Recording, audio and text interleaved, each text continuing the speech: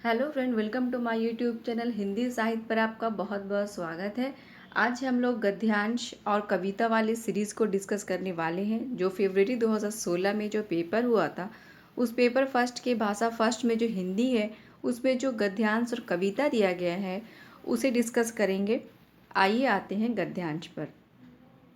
आप जानते हैं कि 15 क्वेश्चन गद्यांश और कविता से और 15 क्वेश्चन सीडीपी से पूछे जाते हैं। यहाँ हम गद्यांश को अच्छे से पढ़ेंगे, फिर प्रश्नों के उत्तर को देंगे। देखिए, मैं आपको ये बता दे रही हूँ कि यदि गद्यांश ज़्यादा बड़ा है तो आप सबसे पहले प्रश्नों को पढ़ लें। प्रश्न पढ़ लेंगे तो आप जब गद्यांश को पढ़ेंगे तो आप चीज़ों को हाईलाइट करते जाएंगे। यहाँ जो गद्यांश दिया गया है वो ज़्यादा बड़ा नहीं है, प्रश्नों को पहले पढ़ने की आवश्यकता नहीं है। आप अच्छे से गद्यांश को पढ़ लेते हैं तो प्रश्नों को अच्छे से कर पाएंगे। इस गद्यांश में एक कन्वर्सेशन दिया गया है। चलिए देखते हैं गद्यांश, जिसमें माँ जो है वो कह रही है रमेश से कि रमेश, मीना क्यों रो रही है। तो रमेश कहता है कि मैंने चांटा मारा, मुझे पढ़ने नहीं दे रही थी। माँ कहती, लेकिन तुम इस समय क्यों पढ़ रहे हो? ये भी कोई पढ़ने का समय है क्या? आजकल पढ़ाई 24 घंटे की हो गई है। दिमाग है या मशीन? और क्या पढ़ने के लिए बहन को पीटना ज़रूरी है? तो यहाँ एक बात पता चलता है कि रमेश जो है वो मीना दोनों भाई बहन हैं। माँ कहती है कि हर समय पढ़ने का समय नहीं होता, और तुम जो इस समय पढ़ रहे हो तो क्या दिन भर 24 घंटे की आजकल की पढ़ाई हो गई है, और उसके लिए बहन को पीटना क्या ज़रूरी है? रमेश, माँ पढ़ूंगा नहीं तो कक्षा में अव्वल कैसे आऊँगा? मुझे तो फर्स्ट आना है, तुम भी तो यही कहती थी। रमेश कहता है कि माँ, मैं पढ़ूंगा नहीं तो कक्षा में अव्वल कैसे आऊँगा, और तुम भी तो यही चाहती थी कि मैं पढ़ के फर्स्ट आऊँ। माँ कहती है, हाँ कहती थी, पर तुम हर वक्त खेल खेल खेल। यानी कि माँ कहती कि मैं कहती थी कि तुम पढ़ो, पढ़ के क्लास में अव्वल आओ, लेकिन उस समय तुम खेल खेल खेल में बिजी थे, और फर्स्ट आना था तो शुरू से पढ़ना था। ऐसा नहीं कि फर्स्ट आने के लिए था तो तुम नियमित रूप से शुरू से पढ़ते। अब जब परीक्षा सर पर आ गई है तो रटने बैठे हो। तुम क्या समझते हो कि ऐसे रटने से अव्वल आ जाओगे?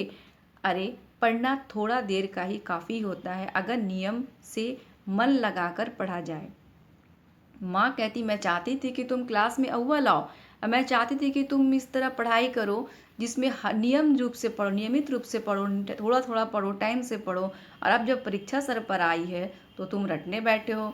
तो ऐसे पढ़ के कोई फ़ायदा नहीं, ऐसी पढ़ाई का कोई फ़ायदा नहीं होता। रमेश कहता है, अब रहने दो माँ, मैं आज खेलने भी नहीं जाऊँगा, कोई आए तो मना कर देना, अब मुझे पढ़ने दो। रमेश कहता है कि अब मैं खेलने भी नहीं जाऊँगा, अगर कोई आए तो उसे मना भी कर देना, अब मुझे पढ़ने दो। अकबर का जन्म, अब वो रटने बैठा है रमेश, अकबर का जन्म अमरकोट में हुआ था, अमरकोट में हुआ था। माँ कहती है, अकबर का जन्म जहाँ भी हुआ हो, तुम्हारा जन्म यही हुआ है, और मैं तुम्हें रट्टू तोता बनने नहीं दूंगी। पढ़ने के समय पढ़ना और खेलने के समय खेलना अच्छा होता है। तो माँ कहती है कि इस तरह जब परीक्षा सर पर आई है और तुम जो रटने बैठे हो, तो इस तरह के पढ़ाई का कोई फ़ायदा नहीं, और मैं तुम्हें ऐसे रट्टू तोता बनने नहीं दूंगी। पढ़ने के समय ही पढ़ना और खेलने के समय ही खेलना अच्छा होता है। चलिए अब क्वेश्चन देखते हैं। मीना और रमेश परस्पर थे। मीना और रमेश क्या थे? भाई बहन थे, सहपाठी थे, रिश्तेदार थे या मित्र थे? तो मीना और रमेश क्या थे? भाई बहन थे। क्वेश्चन नंबर 107, रमेश ने मीना की पिटाई क्यों की थी? क्योंकि वो अक्सर शैतानियाँ करती थी, पढ़ नहीं रही थी, पढ़ने नहीं दे रही थी, या कक्षा में अव्वल आ सकती थी। तो रमेश ने मीना की पिटाई इसलिए की क्योंकि वो पढ़ने नहीं दे रही थी। क्वेश्चन नंबर 108 देखेंगे। कक्षा में प्रथम आने के लिए आवश्यक है खेल कूद छोड़ देना, रात दिन पढ़ाई करना, पढ़ाई के दिनों परिश्रम करना, या शुरू से नियमित पढ़ना? तो इसका आंसर होगा शुरू से नियमित पढ़ाई करना। क्वेश्चन नंबर 109, ये भी कोई पढ़ने का समय है? प्रश्न का आशय है यह समय पढ़ने का नहीं है, ये भी पढ़ने का एक समय है, ये पढ़ने का ही कोई समय है, या पढ़ने का कोई समय नहीं होता। तो इसका आशय ये होता है कि यह समय पढ़ने का नहीं है। क्वेश्चन नंबर कितना 110 देखेंगे। जो शब्द शेष से भिन्न है, जो शब्द शेष से भिन्न है, प्रथम, अव्वल, फर्स्ट या परीक्षा, तो शेष से भिन्न है परीक्षा। ठीक है। क्वेश्चन नंबर 111, कौन सा विशेषण रमेश के लिए उपयुक्त है? तो लापरवाह है रमेश, पढ़ाकू है, परिश्रमी है या रट्टू तोता है? तो रमेश क्या है? रट्टू तोता है।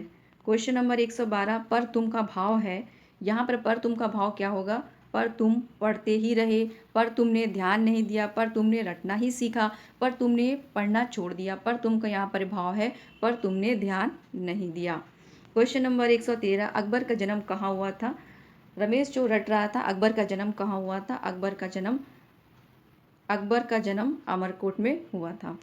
नेक्स्ट देखेंगे क्वेश्चन नंबर 114, बहुत निकट आना, तोता रटंत, या पास आना, सर पर आना या अव्वल आना? तो बहुत निकट आना का हो जाएगा यहाँ पर ही,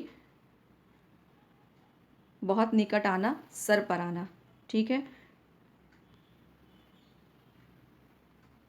अब यहाँ से कविता वाली सीरीज स्टार्ट होती है।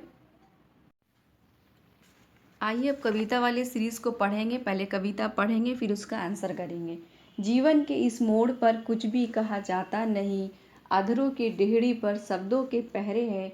यहाँ जीवन की उस अवस्था की बात की गई है जब लोग बहुत विवश होते हैं, या यूँ कहा जाए कि आसपास का इन्वायरमेंट इस तरह का होता है कि कहने से पहले, जैसे कि आप बचपन में कुछ भी बोल लेते थे, कह लेते थे, पर कोई फ़र्क नहीं था। जैसे जैसे आप बड़े होते हैं, रिस्पॉन्सिबिलिटी बढ़ती जाती है, कौन सी बात से लोग आपसे खुश हो सकते हैं और कौन सी बात से नाराज़ हो जाते हैं, इन सब बातों को ध्यान में रखकर बोलना पड़ता है। यानी कि सिचुएशन ऐसा आ जाता है कि जीवन में, कि जब आपके आसपास बहुत सारी बंधनें होती, बहुत सारे सिचुएशन होते, कुछ भी कह पाना आसान नहीं होता है। तो यही कवि कहते हैं कि अधरों की डेहड़ी पर शब्दों के पहरे हैं। यानी कि अधर मंस होता है होंठ, और डेहड़ी का मतलब है कि दरवाज़ा, यानी कि होंठों के दरवाजे पर शब्दों के पहरे हैं। यानी कि शब्द तोल तोल कर बोलना है, क्या कहा जाए और क्या नहीं कहा जाए। ठीक है, चलिए आगे देखते हैं। हंसने को हंसते हैं, जीने को जीते हैं, साधन सुविधों में ज़्यादा ही रीते हैं। देखिए, यहाँ बताया जा रहा है कि मनुष्य क्या है। भले ही मनुष्य दिख रहा है कि वो हंस रहा है, बोल रहा है, जीने को जी रहा है, जीवन की सारी सुख सुविधाएं, साधन सुविधाओं, यानी कि सारी फैसिलिटीज़ है, यानी आज बहुत सारी फैसिलिटीज़ आ गई है, लोग उसमें इन्वॉल्व है अपने तरीके से। लेकिन क्या जीने का असली मतलब यही है? देखिए आगे चलते हैं। बाहर से हरे भरे, भीतर घाव मरार है गहरे, सबके लिए गूंगे हैं, अपने लिए बहरे हैं। यानी कि सबको दिख रहा है कि ये जीवन को ये जी रहा है, अपने फैसिलिटीज़ को पूरा पूरा यूज़ कर रहा है, बिज़ी है, इन्वॉल्व है। लेकिन कवि बता रहे हैं कि भले ही ऊपर से दिख रहे हैं कि ये मनुष्य बहुत खुश है, बहुत इन्वॉल्व है, लेकिन असल ज़िंदगी, जो असल सिचुएशन में, ये अंदर ही अंदर मनुष्य बहुत दुखी है। आदमी जो है अंदर से बहुत खाली है। खाली का ही ये नतीजा है कि लोग फ़ोन पे, लैपटॉप पे, यानी कि 10 चीज़ों पे अपने को इन्वॉल्व किए हुए हैं। क्योंकि असल असल क्या है कि वो आसपास किसी से वो मिल नहीं रहे हैं, वो अंदर से बहुत दुखी है, इसलिए वो अपने को इन्वॉल्व किए हुए हैं कि लोग से इंटरेक्ट नहीं हो पा रहे हैं, इसलिए वो अपना मन मार करके चुपचाप अपनी दुनिया में लगे हुए हैं। अगली पंक्ति क्या है कि सबके लिए गूंगे हैं, अपने लिए बहरे हैं।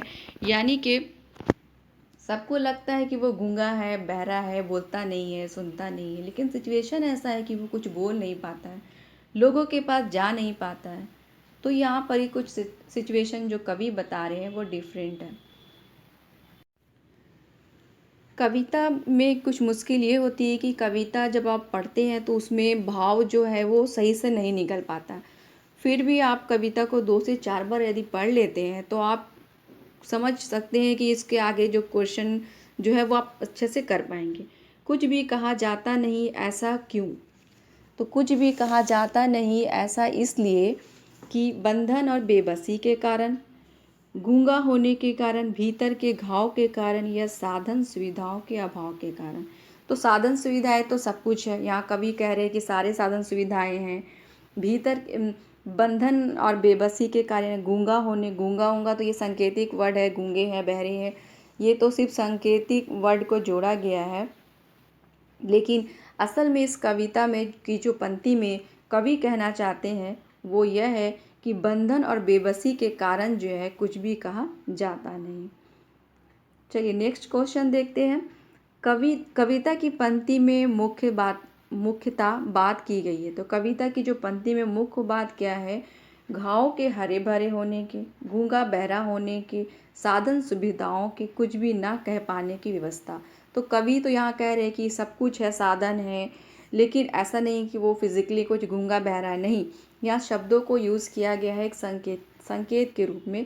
लेकिन सबसे यहाँ पर ही क्या चीज़ है कि सब कुछ है लेकिन कुछ भी नहीं कह पाने की यहाँ पर ही विवशता है। ठीक है, नेक्स्ट क्वेश्चन देखेंगे। रीते शब्द में भाव है। तो रीते शब्द का मतलब होता है इन्वॉल्व होना, पर यहाँ पर इसका अर्थ तो कुछ और है। तो यहाँ पर रीते शब्द को हम यहाँ इसके ऑप्शन के अनुसार लेंगे। रीते शब्द का अर्थ है खालीपन। नेक्स्ट क्वेश्चन देखेंगे 118 का। कविता की पंक्ति के आधार पर कहा जा सकता है कि कवि जो है वो घाव के गहरे होने से दुखी है, कवि के जीवन में बहुत अभाव है, कवि कुछ भी करने की स्थिति में नहीं है, या कवि कुछ भी कहने या सुन पाने की स्थिति में नहीं। ऐसा नहीं कि कवि कुछ सुन नहीं पा रहे हैं, कह नहीं पा रहे, ऐसा भी नहीं है। कवि कुछ भी करने की स्थिति में नहीं है, ऐसा नहीं है कि कुछ करना नहीं चाहते हैं। लेकिन यहाँ पर ये क्या है कि कवि के जीवन में बहुत अभाव है। यहाँ पर कवि घाव के गहरे होने से दुखी है। तो कवि किस लिए यहाँ पर ही दुखी व्यक्त कर कविता की पंक्ति का आधार पर कहा गया, इस आधार पर कि कवि घाव के गहरे होने से दुखी है। ठीक है, नेक्स्ट क्वेश्चन देखते हैं। डेहरी शब्द का अर्थ क्या है? तो डेहरी शब्द का अर्थ है दरवाज़ा। ठीक है, आगे चलते हैं। भीतर के घाव से तात्पर्य है। भीतर के घाव से तात्पर्य क्या है? घर के भीतर की अशांति, हृदय की पीड़ा, अंदरूनी चोट या शारीरिक क्षति। तो यहाँ पर भीतर के घाव से तात्पर्य है हृदय की पीड़ा। तो ये रहा आपका कविता गद्यांश से लिए गए कुछ प्रश्न जो 2016 के सीटेट में आए हैं। आई होप कि आपको ये वीडियो पसंद आया होगा। पसंद आए तो लाइक एंड सब्सक्राइब ज़रूर करें।